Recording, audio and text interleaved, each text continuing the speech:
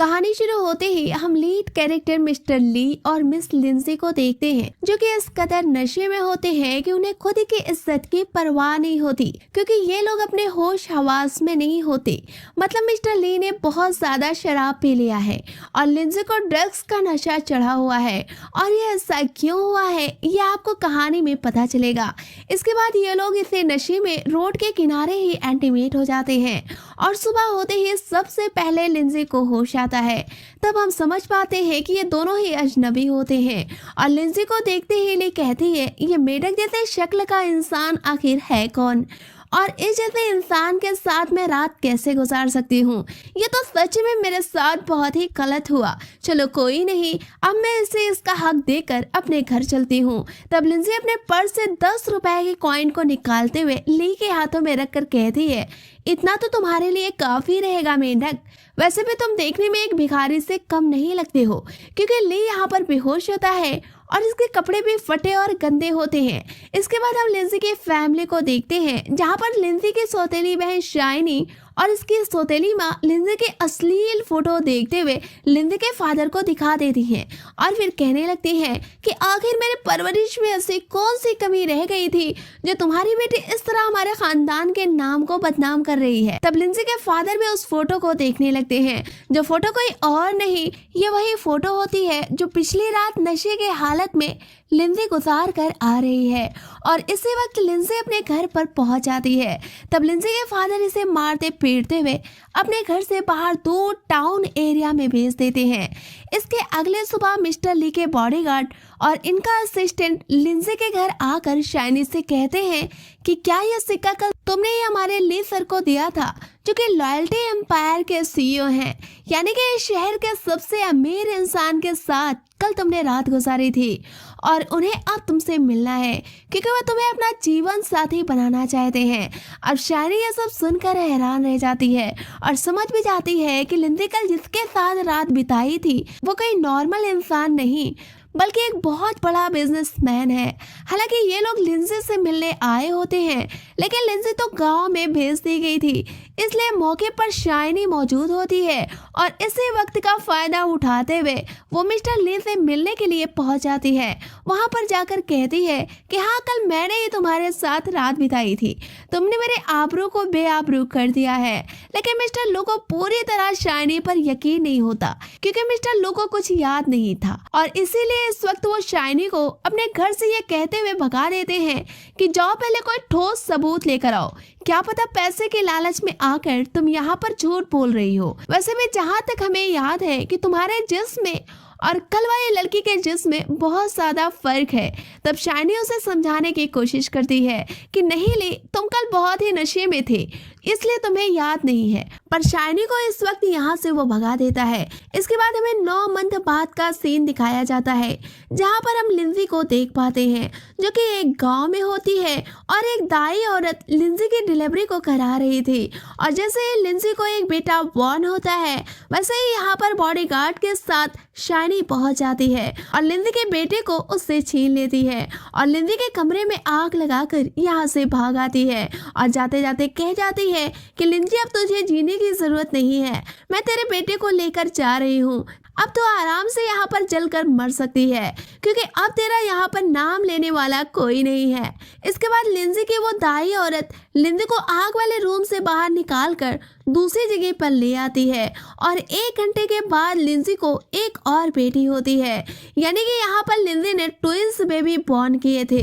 लेकिन इनमें से शाइनी एक बेबी को लेकर चली गई थी और घर पहुंचकर अपने माँ बाप से कह देती है कि लिंजी अब खत्म हो गई है। इसके बाद शाइनी मिस्टर ली के पास पहुंच जाती है और कहती है कि देखो, 9 महीने के बाद मेरे पेट से तुम्हारा बेटा हुआ है, क्या अब तुमको इससे भी बड़ा कोई सबूत देना होगा।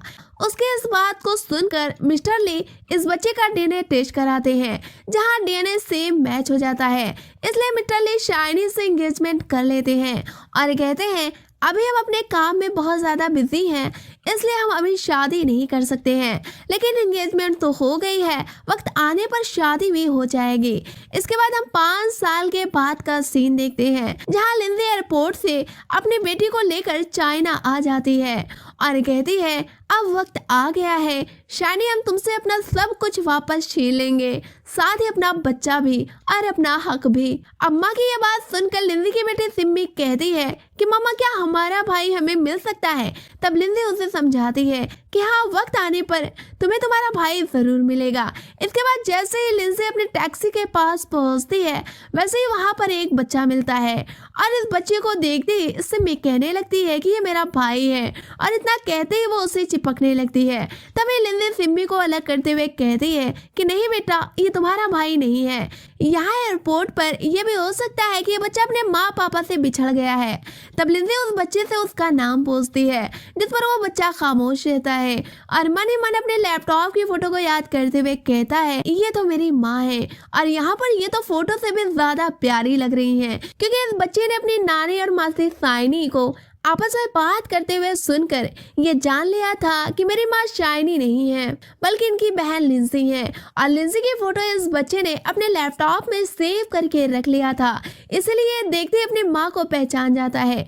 मतलब कि शाइनी के हर एक चाल में उसकी माँ शामिल होती है। तब लिंजी इस बच्चे से इसके पेरेंट्स के बारे में पूछने लगती है, जहाँ ये लिंजी के हाथों पर अपने पापा का मोबाइल नंबर लिख देता है। तब लिंजी उस नंबर पर कॉल करती है। ये नंबर इस वक्त ऑफ होता है। तब लिंजी उस नंबर पर मैसेज कर देती है कि तुम्हारा बच्चा मेरे पास है। इसके बाद सिमी अपने माँ से कहती है कि माँ मुझे भूख लगी है, जिस पर लिंजी सिमी को और शिव को एक साथ होटल लेकर खाना खाने चली जाती है। इसके बाद सीन शिफ्ट होता है इस बच्चे के फादर के पास, जहां हम मिस्टर लू को देखते हैं जो कि मीटिंग से निकलते ही शाइनी को डांटना शुरू कर देते हैं और कहता है कि तुम इतनी लापरवाह कैसे हो सकती हो, वो तुम्हारा बच्चा है, तुम्हारे पेट से पैदा हुआ है, फिर भी तुम उसका ख्याल नहीं रख पाती हो और इसीलिए वो बच्चा तुम्हें बिल्कुल भी पसंद नहीं करता है। और शायद यही वजह है कि आज 5 साल बीत गया है लेकिन हम तुमसे शादी करने का फैसला नहीं ले सके हैं। जब तुम अपने बच्चे की फिक्र नहीं कर सकती हो तो भला मेरी फिक्र क्या करोगी। इसके बाद लो अपने सेक्रेटरी नियांग से कहता है कि तुम जल्द से जल्द मेरे बच्चे की तलाश करो और हम उसे ढूंढने के लिए निकल रहे हैं। इसके बाद जैसे ही मिस्टर ले अपना फोन ऑन करता है तब इसे लिंजी का भेजा हुआ मैसेज मिल जाता है, जिसे देखकर मिस्टर ले गुस्से में लिंजी को फोन करके कहता है तुम्हें जितना पैसा चाहिए तुम हमसे ले सकती हो, लेकिन मेरे बच्चे को पूरी सेफ्टी के साथ हमें वापस कर दो और ये जान लो अगर मेरे बच्चे के जिस्म में खरोच भी आई तो मैं तुम्हारी जिंदगी मौत से बदतर बना दूंगा। तब लिंजी ये सब सुनकर गुस्से में ही कॉल पर जवाब देती है, हेलो मिस्टर, आप कौन है? मैं ये नहीं जानती हूँ और ना ही मैं कोई किडनैपर हूँ। आपका बच्चा हमें एयरपोर्ट पर मिला है और हम बच्चे को लेकर खाना खाने के लिए लॉयल्टी होटल आए हुए हैं। आप आकर अपने बच्चे को लेकर जाएं, क्योंकि हमारा आपसे कोई लेना देना नहीं है। मैं तो बस इस बच्चे की मदद कर रही हूँ। इसके बाद मिस्टर लो अपने सेक्रेटरी के साथ जब होटल पहुंचते हैं तब दूर से देखते हैं कि मेरा बच्चा आराम से बैठकर एक अजनबी औरत के साथ लंच कर रहा है, जिस पर उसका सेक्रेटरी कहता है कि सर ये तो बड़ी ताज्जुब की बात है, आज तक तो मिस्टर शू ने किसी और के साथ बैठकर खाना भी नहीं खाया, फिर इस लेडी के साथ ये कैसे खाना खा रहे हैं। तब ली कहता है हाँ ये तो मैं भी देखकर हैरान हूँ। इसके बाद मिस्टर ले लिंदी के पास पहुंचकर कहते हैं कि सॉरी, हमें थोड़ा गलत फहमी हो गई थी, आपने हमारे बच्चे की बहुत हेल्प की, इसके लिए आपका बहुत शुक्रिया। उसके इस बात को सुनकर लिंजी जैसे ही पलटकर मिस्टर ली को देखती है तो कहती है अरे ये मेढक आज फिर से हमें मिल गया, क्या ये इस बच्चे का पापा है? तब ली हैरान होते हुए कहता है कि मैडम आपने मुझे मेढक कहा, क्या मैं इंसान नहीं दिख रहा हूँ? तब लिंजी बात को बनाते हुए कहती है अरे नहीं, हम तो बस कुछ कह रहे थे, बस ऐसे ही जबान से ये वर्ड निकल गया। दरअसल लिंजी ली को देखते ही पहचान जाती है, लेकिन ली लिंजी को देखकर पहचान नहीं पाता, क्योंकि लिंजी जब उसे रोड पर छोड़कर आई थी तब ली बेहोश होता है।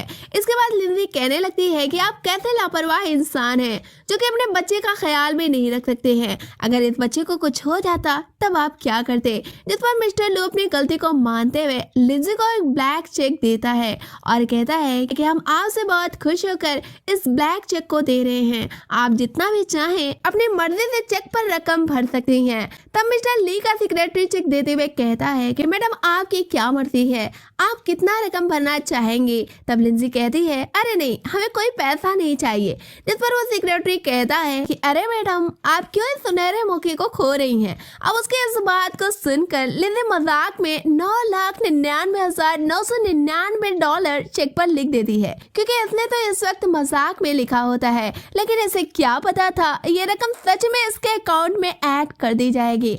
इसके बाद मिस्टर ली अपने बच्चे शू को लेकर जाने लगते हैं। तब शू ना जाने की जिद करने लगता है और कहता है मैं अपनी माँ के पास रहूंगा, मैं तुम्हारे साथ नहीं जाऊंगा। यह सुनकर मिस्टर ली शू को समझाते हुए कहते हैं कि बेटा ये तुम्हारी माँ नहीं है, इसलिए इस वक्त घर चलो। इसके बाद ली अपने बच्चे को गोद में लेकर चला जाता है। मतलब यहाँ पर से बच्चा अपनी माँ को पहचान रहा था, लेकिन ना तो उसकी माँ उसे पहचान रही थी और ना ही मिस्टर ली अपने बच्चे की माँ को पहचान पाते हैं। मतलब ये कहानी आगे चलकर और ज्यादा दिलचस्प होने वाली है। इसके बाद मिस्टर लो जैसे ही घर पर पहुंचते हैं, वैसे ही शायरी अपनी झूठी ममता का दिखावा करते हुए शू से हमदर्दी जताने लगती है, लेकिन शू शायरी को छिड़क देता है और कहता है कि तुम मेरी माँ नहीं हो, तुम तो बस एक बुरी आंटी हो। अगर तुम मेरी माँ होती तो मुझे इस तरह एयरपोर्ट पर छोड़कर ना आती। मुझे तुमसे कोई भी बात नहीं करनी, तुम मुझसे दूर ही रहो। इतना कहते हुए शू अपने कमरे में चला जाता है। तब यह सब देखकर मिस्टर ली शानी से कहते हैं कि तुम मेरे बेटे को कैसे एयरपोर्ट पर छोड़कर आ सकती हो? क्या इस बच्चे ने तुम्हारी कोख से जन्म नहीं लिया है?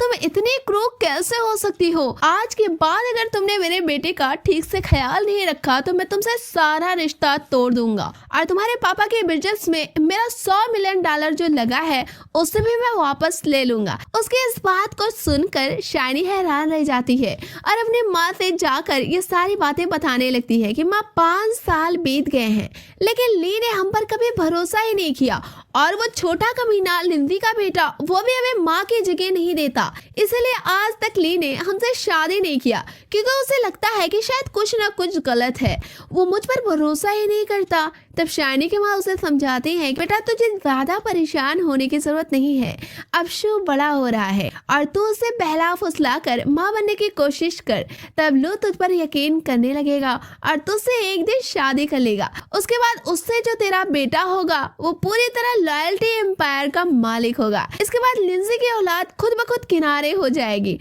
और तुझे भी लू की फिक्र करने की ज्यादा जरूरत नहीं पड़ेगी। बस तू अभी कैसे भी करके उस मंजिल तक पहुंच। जिस पर शाइनी कहती है कि माँ पर यह सब कैसे पॉसिबल है, लो मुझे कभी छूता भी नहीं है, कैसे उसके बच्चे की माँ बनूंगी। जिस पर उसकी माँ उसे समझाती है कि बस तू जा, ली का भरोसा जीतने की कोशिश कर। इसके बाद हम शू को देखते हैं जो कि अपने माँ के मोबाइल नंबर को ट्रेस करके लिंजी का एड्रेस निकाल लेता है और सबसे छिप छिपा कर लिंजी के घर पहुंच जाता है और अपनी बहन सिमी से कहता है कि बहन माँ से कभी मत बताना, नहीं तो माँ हमें फिर से पापा के पास भेज देंगी। वैसे माँ को नहीं पता है, लेकिन तुम मेरी बहन हो और तुम्हारी मॉम मेरी मॉम है और मेरे डैड तुम्हारे डैड हैं, मतलब हम दोनों सगे भाई बहन हैं। पर जब तक ये बात माँ को समझ में नहीं आती तब तक हम तुम्हारे साथ छिपकर रहा करेंगे। तब सिमी कहती है कि हाँ भाई, मुझे पता है कि तुम मेरे भाई हो, पर ये बात अभी माँ को नहीं पता है, तुम यहीं पर छिपकर रहा करो, मैं तुम्हारे लिए खाना लाती हूँ। इसके बाद सिमी जाकर एक बाउल का खाना खुद खा लेती है और माँ से कहती है कि माँ मुझे और भूख लगी है, तुम मुझे एक बाउल भर कर और खाना दे दो। तब लिंजी को सिमी पर शक होने लगता है क्योंकि सिमी कभी भी एक बाउल से ज्यादा खाना नहीं खाती थी, लेकिन इस वक्त लिंजी उसे खाना दे देती है और छिपकर सिमी को देखती है। तब सिमी नजर बचाकर अपने भाई के लिए ये खाना लेकर चली जाती है और लिंजी सिमी को फॉलो करते हुए इसके रूम तक पहुंचकर शू को देख लेती है। तब लिंजी कहती है कि बेटा तुम यहाँ पर कैसे आ गए? जिस पर शू कहता है कि माँ मुझे तुम्हारे साथ ही रहना है, हम पापा के साथ नहीं रहेंगे। वहाँ पर एक बुरी चाची हैं जो मुझे मारा पीटा करती हैं। ये देखो मेरे हाथ पर चोट के निशान अभी तक मौजूद हैं। ये देखकर लिंजी को बहुत अफसोस होता है और वह शो की चोट पर क्रीम लगाते हुए इसे खाना खिलाने लगती हैं और कहती हैं कि बेटा तुम ये खाना खा लो, हमें कुछ जरूरी काम है। इसके बाद लिंजी छिपकर शो के पापा लू को फोन करके कहती है कि आपका बेटा मेरे घर आ गया है, आप खुद खुद आकर इसे लेकर जाएं। तब मिस्टर ली शू को रिसीव करने के लिए यहाँ पर आ जाते हैं, जहाँ पर लिंजी से कहते हैं कि तुम्हारी बेटी के पापा कहाँ पर हैं, क्या वो तुम्हारे साथ में नहीं रहते। तब लिंजी कहती है कि आप अपने काम से आए हैं, हमारी पर्सनल इंक्वायरी करने का आपको कोई हक नहीं है, और आप अपने बच्चे का ख्याल आखिर क्यों नहीं रखते हैं। आपके बच्चे को कितनी बुरी तरह से चोट लगी है, आपको उसकी खबर भी नहीं है, वो यहाँ तक कैसे आ गया, आखिर आप करते क्या हैं। तब लू अपने बेटे से पूछता है कि बेटा ये चोट तुम्हें कैसे लगी, जिस पर शू बता देता है कि उस आंटी ने मुझे मारा था, लेकिन मेरी माँ ने यहाँ पर क्रीम लगाया है, इसलिए अब ये ठीक हो जाएगी। तब ली कहता है कि बेटा ये तुम्हारी माँ नहीं है, चलो अब अपने घर चलते हैं। तुम इतने तेज कैसे हो रहे हो, तुमको इनके घर का एड्रेस कैसे पता चला, अब बहुत हुआ, चुपचाप अपने घर पर चलो। तब सिमी मिस्टर ली के पैर से चिपकते हुए कहती है कि पापा आप इतने क्रूर कैसे हो सकते हैं, मेरा भाई है, अपने माँ से मिलने आया है, आप उसे डांट क्यों रहे हैं।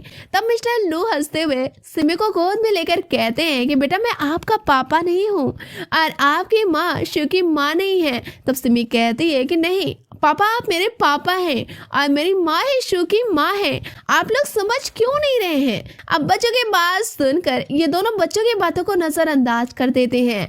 अल्लू अपने बेटे शू को लेकर अपने घर पर चला जाता है और घर जाकर शायनी से कहता है कि अगर तुमने दोबारा मेरे बेटे पर हाथ उठाया तो मैं तुमसे उसी वक्त सारा रिश्ता तोड़ दूंगा, इसलिए आज के बाद तुम मेरे बेटे से दूर ही रहोगी। इसके बाद हम अगली सुबह लिंजी को देखते हैं जो कि लॉयल्टी एम्पायर में फैशन डिजाइनिंग आर्टिस्ट की जॉब के लिए इंटरव्यू देने आई होती है और रास्ते में मिस्टर ली से टकरा जाती है। टकरा जाने की वजह से लिंजी का सारा बायोडेटा यहीं पर गिर जाता है। तब ली उस डिजाइन को देखकर बहुत खुश होता है और लिंजी से कहता है कि ओह तुम हमें ढूंढते हुए यहाँ पर भी आ गई। जिस पर लिंजी कहती है कि मैं यहाँ पर आपको ढूंढने नहीं बल्कि अपने जॉब के लिए आई हूँ, और वैसे भी हमारा आपसे भला क्या काम है जब हम आपको ढूंढेंगे, क्या आपको भी यहाँ पर जॉब करनी है। जिस पर ली झूठ बोल जाता है, कहता है कि हाँ मैं भी इस कंपनी में एडवाइजर हूँ, जबकि मिस्टर ली इस कंपनी के बॉस होते हैं और इस वक्त इन्होंने अपनी आईडी यहाँ पर छिपा ली होती है। इसके बाद ये लोग जैसे ही लिफ्ट में जाते हैं वैसे ही लिफ्ट खराब होकर बंद हो जाती है।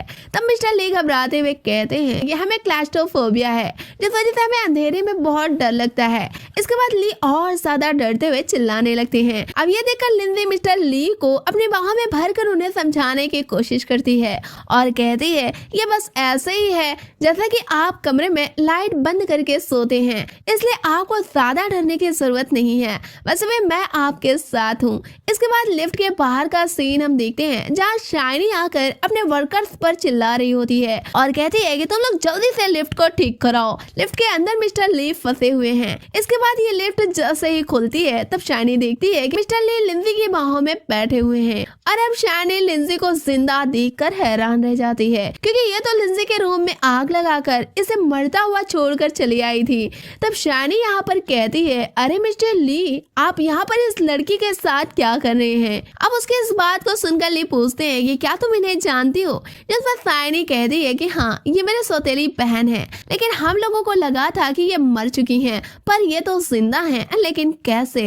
जिस पर लिंजी आगे बढ़कर कहती है कि हाँ तू तो हमें मरता हुआ छोड़कर चली आई थी, लेकिन मेरी किस्मत थी कि हम उस वक्त बच गए थे, और तू जो मेरे बेटे को मुझसे छीन कर लाई थी वो कहाँ पर है, मेरा बेटा मुझे लौटा दे, उस बच्चे पर तेरा कोई हक नहीं है। तब शाइनी कहती है कि तेरा बेटा तो मरा हुआ पैदा हुआ था, वो तो वहीं पर खत्म हो गया था, तो भला अब तुम मुझसे उस बच्चे को क्यों मांग रही हो, और इस वक्त तुम मेरे मंगेतर से दूर रहो, आइंदा यहाँ पर नजर मत आना। तब लिंजी शाइनी को एक जोर का स्लैप मारकर यहाँ से चली जाती है। अब मिस्टर ली सब खड़े हुए देखते रहते हैं। इसके बाद मिस्टर ली अपने सेक्रेटरी से कहते हैं लिंजी की डिजाइनिंग बहुत अच्छी थी, इसलिए उसे अपने ऑफिस का हेड डिजाइनर बना दो। इसके बाद घर पहुंचकर शाइनी से पूछते हैं कि क्या सच में वो बेचारी लड़की का बेटा मर गया था। तब शाइनी यहाँ पर यही कहती है कि हाँ उसका बेटा मरा हुआ पैदा हुआ था और उसी वक्त उसके कमरे में आग लग गई थी। तब हम सभी अपनी अपनी जान बचाकर वहां से भाग गए थे और हम लोगों को भी यही लगा था कि लिंजी वहीं पर जलकर खत्म हो गई है, पर ये पता नहीं कैसे बच गई है। तब मिस्टर ली को सोचते हुए यहाँ से चले जाते हैं और शानी अपनी माँ से जाकर सारी बातें बताने लगती है। तब ये सारी बातें सुनकर इसकी माँ कहती है कि बेटा अब तुझे लिंजी से बहुत ही होशियार रहने की जरूरत है, तेरा सब कुछ तुझसे छीन लेगी। इसके बाद शानी को भी समझ में आने लगता है कि लिंजी को रास्ते से हटाना जरूरी है। इसलिए शानी लिंजी को कॉल करके कहती है कि क्या तुझे तेरे बेटे की कब्र देखना है, क्योंकि आज तक उसकी कब्र पर कोई भी श्रद्धांजलि नहीं दी गई है। वैसे अब तू आ गई है तो जाकर अपने बेटे की कब्र देख ले, क्योंकि अब उसके कब्र पर बहुत ज्यादा घास उग गई है। तब लिंजी कहती है कि हाँ मैं उसकी कब्र देखने जरूर आऊंगी, लेकिन तू यहाँ पर अपनी कोई भी गंदी चाल मत चलना। इसके बाद शानी लिंजी को बेवकूफ बनाकर एक कब्रिस्तान में लेकर चली जाती है और दूसरी तरफ हम सिम्मी को देखते हैं जो अपने भाई शू को कॉल करके कहती है कि भाई अभी तक माँ नहीं आई है, मैं घर में अकेली हूँ और बहुत डर रही हूँ। तब शू कहता है कि मेरी बहन तुझे फिक्र करने की जरूरत नहीं है, तेरा भाई अभी अपनी माँ को ढूंढ लेगा। इसके बाद मिस्टर शू अपना कंप्यूटर ऑन करता है और अपनी माँ के मोबाइल नंबर को ट्रेस करने लगता है।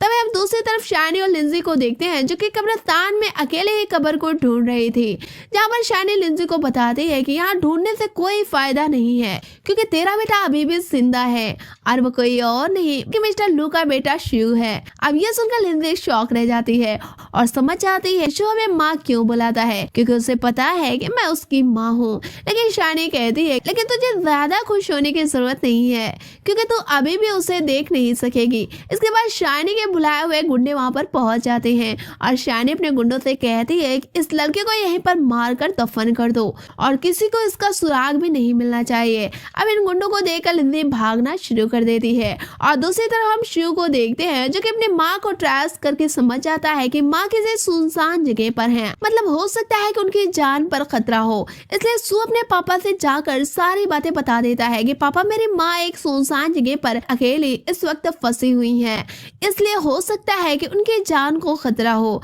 तो प्लीज आप जाकर उन्हें बचा लें। तब मिस्टर ली कहते हैं कि बेटा तुम्हें कैसे पता लगा कि तुम्हारी माँ कहाँ पर है, और कितनी बार मैंने तुम्हें बताया है कि वो तुम्हारी माँ नहीं है। तब शू कहता है कि वो मेरी माँ ही है, सिमी ने बताया है कि अभी तक माँ घर पर नहीं पहुँची है, इसलिए मैंने उनकी लोकेशन को ट्रेस किया तो वो किसी सुनसान जगह पर नजर आ रही हैं, मतलब वहाँ पर उनकी कोई मदद करने के लिए नहीं पहुँच सकता है, क्या पता वो इस वक्त खतरे में हो, तो प्लीज आप जल्दी वहाँ पर पहुँच जाएं। तबली कहता है कि ठीक है बेटा हम वहाँ पर जा रहे हैं उन्हें ढूंढने के लिए, लेकिन आप यहीं घर पर रहकर मेरा इंतजार करें। इसके बाद लिंजी को हम देखते हैं जो कि भागते हुए गिर जाती है। तब ये गुंडे आकर लिंजी को बुरी तरह से जख्मी कर देते हैं और मरा हुआ समझकर उसे छोड़ देते हैं। लेकिन ऐसे वक्त मिस्टर ली यहाँ पर पहुंचकर लिंजी की लोकेशन को ढूंढते हुए यहाँ तक पहुंच जाता है और लिंजी को जख्मी हालात में देखकर हॉस्पिटल लाकर एडमिट करा देता है, लेकिन शानी मिस्टर ली को देख लेती है। इसके बाद अगली सुबह मिस्टर ली लिंजी की खैरियत को पता करने के लिए हॉस्पिटल आ जाते हैं,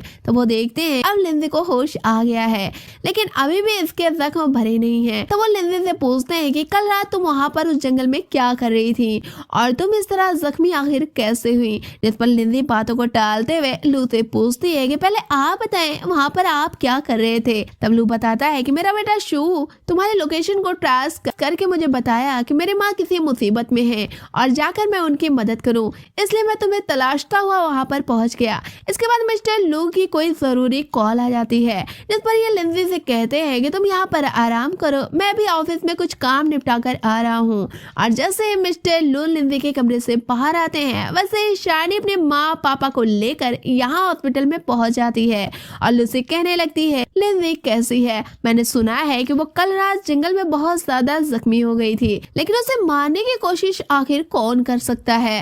वैसे उसने मेरा ही नाम लगाया होगा क्योंकि वो बहुत बड़ी झूठी है, बचपन से ही वो मुझे मारती थी और पापा से उल्टा मेरा नाम लगा देती थी, वो बहुत बड़ी झूठी और मक्कार है। तब लू कहता है कि तुम्हें कैसे पता कि लिंजी जख्मी हो गई है, जबकि हमने तो ये बात तुम्हें बताई भी नहीं है, उसने हमसे हमले के बारे में कुछ भी नहीं बताया है, मतलब तुमने ही उस पर हमला कराया होगा। तब शानी के पैरों तले जमीन खिसक जाती है क्योंकि यहाँ पर इसका राज खुल जाता है। तब मिस्टर लू शानी के फैमिली के साथ लिंजी के कमरे में आ जाते हैं, जहाँ पर पुलिस वाले पहुंचकर लिंजी को गिरफ्तार कर लेते हैं और कहते हैं कि हमें रिपोर्ट मिली है कि तुमने लिंजी पर जानलेवा हमला कराया था, इसलिए आप चलकर थाने में अपनी सफाई पेश करें। तब बाद में लिंजी ली से पूछती है कि क्या तुमने पुलिस को खबर दी थी? तब ली कहता है कि नहीं, हमने तो नहीं बताया था, क्या तुमने खबर दिया था? तब लिंजी कहती है नहीं, हमने आपसे नहीं बताया तो भला पुलिस को कैसे बता सकती हूँ। तब हम फ्लैशबैक में सिमी और शू को देखते हैं,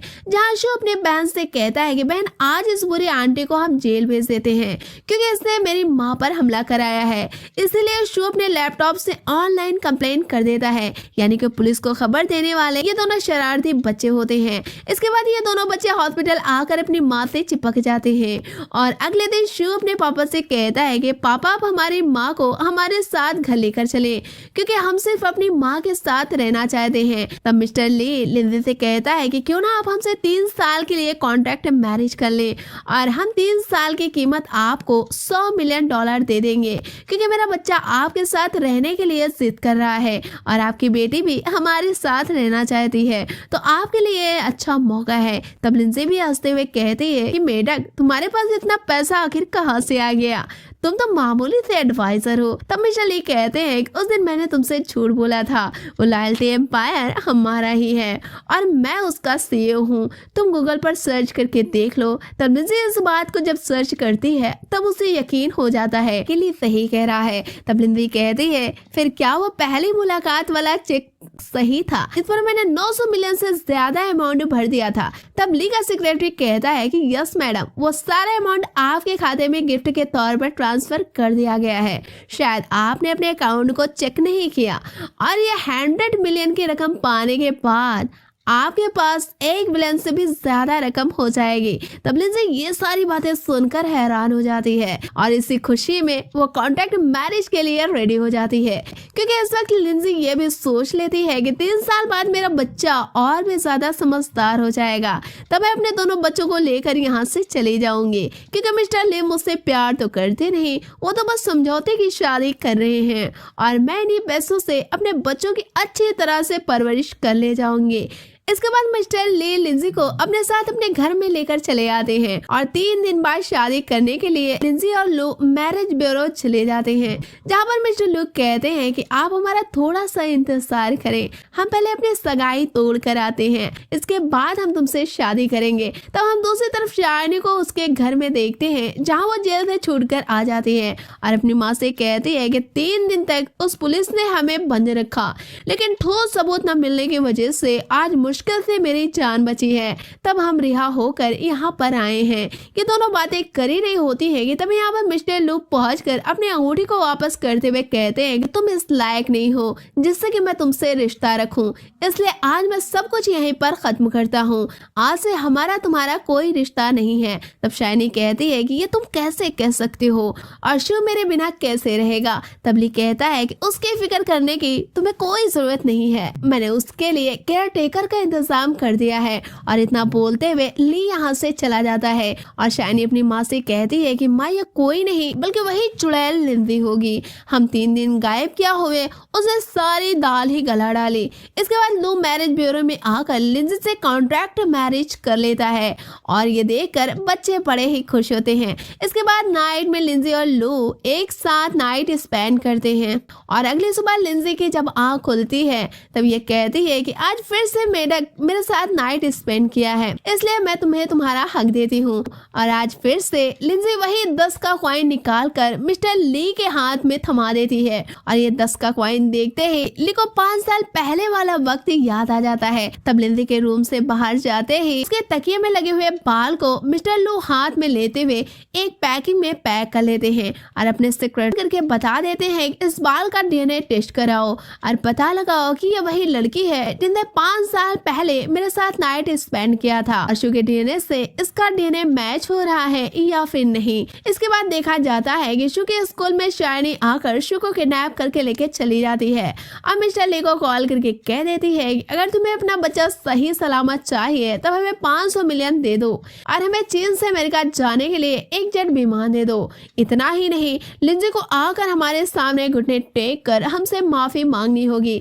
तब लिंजी और ली शाइनी के बताए हुए जगह पर पहुंच जाते हैं और कहते हैं कि तुमने जो कुछ कहा था वो सारा इंतजाम मैंने कर दिया है, अब मेरे बच्चे को छोड़ दो। तब शायरी शू के गर्दन पर चाकू रखते हुए कहती है कि पहले लिंजी आकर शू की जगह पर बैठ जाए, तब हम शू को छोड़ देंगे। ये सुनकर लिंजी शू के लिए घुटने पर बैठकर चलती हुई शाइनी के पास आने लगती है और शाइनी बड़े ही चालाकी से शू के गर्दन से चाकू को हटाते हुए लिंजी के गर्दन पर रख देती है और ली से कहती है कि उस कुतिया ने तुम्हें सारा राज बता दिया होगा, इसने मेरे जिंदगी में जहर घोल दिया है, इसलिए इससे अब मरना होगा। तब ली कहता है कि कौन सा राज? लिंजी ने अभी तक हमें कुछ भी नहीं बताया है, तुम लिंजी को यहाँ पर छोड़ दो, हम तुम्हें बाइज्जत जाने देंगे, नहीं तो अंजाम तुम्हारा बहुत ही बुरा होगा। लेकिन शाइनी अपनी जिद पर अड़ी होती है, इसलिए मिस्टर ली शाइनी की माँ को इसके घर से उठा लेते हैं और कहते हैं कि शाइनी अब तुम लिंजी को छोड़ दो, नहीं तो हम तुम्हारी माँ को चोट पहुंचा देंगे। तब शाइनी लिंजी को छोड़कर माँ की तरफ भागती है और मिस्टर ली लिंजी को पकड़ लेते हैं, लेकिन इसी वक्त शाइनी लौटकर लिंजी पर वार कर देती है और ये चाकू मिस्टर ली को लग जाती है और इसी वक्त पुलिस शाइनी को गिरफ्तार करके लेकर चली जाती है। तब लिंजी मिस्टर ली को रोते हुए हॉस्पिटल लेकर चली जाती है और कहती है कि आप जल्दी से ठीक हो जाओ, मैं आपको सारा राज बता दूंगी, आपको हमारे और बच्चों के लिए जीना ही होगा। इसके बाद डॉक्टर ऑपरेशन रूम में बंद कर लेते हैं और लिंजी बाहर बैठकर रोती रहती है। तब ली का सेक्रेटरी उसे समझाता है कि मैडम आप चुप रहें, मिस्टर ली जल्द से जल्द ठीक हो जाएंगे। इसके बाद डॉक्टर गेट को खोलते हुए खुशखबरी सुनाते हैं कि मिस्टर ली अब खतरे से बाहर हैं, आप लोग जाकर उनसे मिल सकते हैं। तब लिंजी मिस्टर ली को देखकर बहुत ही खुश होती है। इसी वक्त ली का सेक्रेटरी डीएनए रिपोर्ट लेकर आ जाता है और इस रिपोर्ट से साबित होता है कि 5 साल पहले वाली लड़की कोई और नहीं बल्कि लिंजी ही थी और ये भी साबित हो जाता है कि शू लिंजी का बेटा है। तब मिस्टर ली लिंजी से कहते हैं कि तुमने मुझसे ये क्यों छुपाया कि शू तुम्हारा बेटा है और आज तक तुमने इतनी बड़ी बात हमसे छिपा कर रखी। तब लिंजी कहती है कि हाँ वो मेरा बेटा है और मैं ही तुम्हारे साथ नाइट स्पेंड की थी, लेकिन वो एक हादसा था, हम दोनों अजनबी थे और हम दोनों वहाँ पर नशे में थे, इसलिए मैंने तुम्हें कुछ भी नहीं बताया। तब ली बहुत ही खुश होता है और लिंजी से कहता है कि तैयार हो जाओ, हम कल ही तुम्हें माँ से मिलाने लेकर जा रहे हैं और वो तुमसे मिलकर बहुत ही खुश होंगी। इसके बाद ये लोग अगले दिन माँ के घर पहुँच जाते हैं जहाँ पर एक और विलेन हाइली की एंट्री होती है, लेकिन लू की माँ लिंजी को देखकर बहुत ज्यादा खुश होती हैं। इसके बाद लिंजी वॉशरूम चली जाती है। तब हाइली आकर लिंजी से कहती है कि तुम मिस्टर ली से डिवोर्स ले लो क्योंकि मैं उनसे प्यार करती हूँ और आज के 5 साल पहले हमारी और ली की शादी होने वाली थी, लेकिन ली उस दिन शराब पीकर कहीं पर पड़ा हुआ था, यानी कि वो शादी वाली रात भाग गया था। तब हम दोनों की फैमिली की बहुत ही इंसल्ट हुई थी, इसलिए उस दिन मेरी शादी मिस्टर ली के छोटे भाई से हो गई थी। उसके बाद मिस्टर ली को अपने छोटे भाई का रवैया पसंद नहीं आया, इसलिए उन्होंने अपने छोटे भाई को अफ्रीका भेज दिया, लेकिन मैं आज भी उनसे प्यार करती हूँ, इसलिए बेहतर होगा कि तुम उनसे दूर हो जाओ। तब लिंजी ली के साथ वहाँ से चली आती है, लेकिन रास्ते में लू से कुछ भी नहीं बताती और लिंजी की यादों से हम जान पाते हैं कि आज से 5 साल पहले लिंजी की बहन शाइनी ने लिंजी को ड्रग्स इंजेक्शन देकर बेहोश कर दिया था और मरने के लिए सड़क पर छोड़ आई थी और उसी दिन मिस्टर ली की शादी थी, लेकिन ये उस शादी को नहीं करना चाहते थे, इसलिए शराब पीकर कहीं रास्ते पर पड़े होते हैं और इन दोनों की उसी दिन वहीं पर मुलाकात होती है और इसी वजह से ये आज भी ली के साथ है। इसके बाद लिंजी को पता लगता है कि इसे कैंसर हो गया है, तब ये अंदर ही अंदर बहुत परेशान होने लगती है और ये बात अपने साथ काम करने वाले कर्मचारी को भी बताने लगती है कि इसे कैंसर है, लेकिन लिंजी ने ये बात अभी तक ली को नहीं बताया होता क्योंकि लिंजी को पता था कि ली हमसे प्यार नहीं करता, वो तो सिर्फ बच्चों के लिए कॉन्ट्रैक्ट मैरिज हमसे किए हुए है। और लिंजी उस आदमी से बात कर रही होती है कि तभी हाइली का आदमी इन दोनों की फोटोज को खींच लेता है और फोटो को ले जाकर हाइली को दे देता है। तब अगले दिन हाइली लू के ऑफिस पहुंचकर लिंजी के खिलाफ उसे भड़काने लगती है, लेकिन ली है कि हाइली को अपने ऑफिस से भगा देता है और कहता है कि तुम अपने फालतू की हरकतें अपने पास ही रखो और वो मेरी वाइफ है, मेरे वाइफ से तुम दूर ही रहो। लेकिन हाइली और ली को ऑफिस के अंदर लिंसी देख लेती है। इसलिए लिंसी गुस्से में आकर अपनी माँ की कब्र पर जाकर बहुत ज्यादा रोती है। तब मिस्टर ली लिंसी को ट्रैक करते हुए यहाँ पर पहुंच जाते हैं और लिंसी को अपने साथ घर लेकर चले आते हैं और लिंसी से कहते हैं कि तुम आजकल मुझसे कुछ छिपा रही हो, आखिर बात क्या है, तुम मुझसे क्या छिपा रही हो। लेकिन लिंसी इस वक्त उससे कुछ भी नहीं बताती। इसके बाद मिस्टर ली को उस आदमी के जरिए पता लगता है कि लिंसी को कैंसर हो गया है। इसलिए अगले दिन मिस्टर ली कहते हैं कि तुमने हमसे इतनी बड़ी बात आखिर क्यों छुपाई, लेकिन अब हमें पता लग चुका है कि तुम्हें कैंसर है, लेकिन तुम्हें फिक्र करने की जरूरत नहीं है, हम तुम्हारा इलाज कराएंगे और तुम जल्द ही ठीक हो जाओगे। इसके बाद दोनों अगले दिन हॉस्पिटल में चले जाते हैं, जहाँ इन्हें पता चलता है कि लिंसी तो बिल्कुल ठीक है, इन्हें किसी डॉक्टर ने गलत रिपोर्ट दे दी थी। तब वो डॉक्टर मिस्टर ली को बताता है कि लिंसी इस वक्त प्रेग्नेंट है। बात सुनकर ली बहुत ही खुश होता है, अपनी माँ को फोन करके कहता है कि माँ लिंसी प्रेग्नेंट है, यानी कि आप फिर से दादी बनने वाली हैं। तब ली की माँ बहुत ही खुश होती है, लेकिन हाईली ये बात सुनकर और ज्यादा जल भुन जाती है। इसलिए वो एक प्लान बनाती है और ली की माँ से कहती है कि माँ चलो हम लोग लिंसी को सूप देकर आते हैं, जिसे पीकर लिंसी का बेटा और ही हेल्दी हो जाएगा। तब लू की माँ कहती है कि हाँ बेटा तुम बात तो ठीक कह रही हो, इसलिए चलो हम उसके लिए सूप लेकर चलते हैं। इसके बाद हाईली और ली की माँ लिंसी को सूप लेकर चली आती हैं और हाईली उस सूप में स्लो पॉइजन ऐड किए होती है और लिंसी को पिला देती है। जैसे ही लिंसी उस सूप को पीती है वैसे ही वॉमिट करने लगती है और पेट में बहुत तेज दर्द होती है। ये देखकर ली की माँ लिंसी को फौरन ही हॉस्पिटल में एडमिट करा देती हैं। ये बात जब ली को पता लगती है वो भागता हुआ हॉस्पिटल पहुंच जाता है। तब इसे पता चलता है कि माँ ने उसे सूप पिलाया था, जिस वजह से ये फूड पॉइजनिंग हो गई थी। तब लू उस सूप को लैब में टेस्ट कराने के लिए भेज देता है। तब ये टेस्ट के जरिए पता लगता है कि उस सूप में स्लो पॉइजन मिला हुआ था। तब लू समझ आता है कि इस सूप में स्लो पॉइजन मिलाने वाले कोई और नहीं बल्कि हाईली है। इसलिए लू हाईली को गिरफ्तार करा देता है और डॉक्टर से कहता है कि लिंसी की जान को बचा ले। तब डॉक्टर आके बताता है कि आपको फिक्र करने की जरूरत नहीं है, लिंसी और उसका बच्चा दोनों ही ठीक हैं, क्योंकि लिंसी ने उस सूप को बहुत थोड़ा सा ही पिया था। अगर ज्यादा पी होती तब बच्चे की जान को बचाना मुश्किल था। इसके बाद लिंसी की तबीयत ठीक हो जाती है। मिस्टर ली लिंसी से अपने प्यार का इजहार करते हैं, कहते हैं कि हम 3 साल के लिए नहीं बल्कि हमेशा हमेशा के लिए तुम्हें अपनी दुल्हन बनाते हैं, क्योंकि हम तुमसे बहुत ज्यादा प्यार करते हैं। तब लिंसी ये बात सुनकर और ज्यादा खुश हो जाती है और इनकी पूरी फैमिली इस खुशी को सेलिब्रेट करते हुए एक पार्टी रखते हैं और इसी हैप्पी मोमेंट के साथ इस स्टोरी की हैप्पी एंडिंग हो जाती है। तो फ्रेंड्स ये कहानी आपको कैसी लगी हमें कमेंट बॉक्स में जरूर बताएं। वीडियो को लाइक करें, शेयर करें। मिलते हैं हम आपसे नेक्स्ट वीडियो में, तब तक के लिए टेक केयर।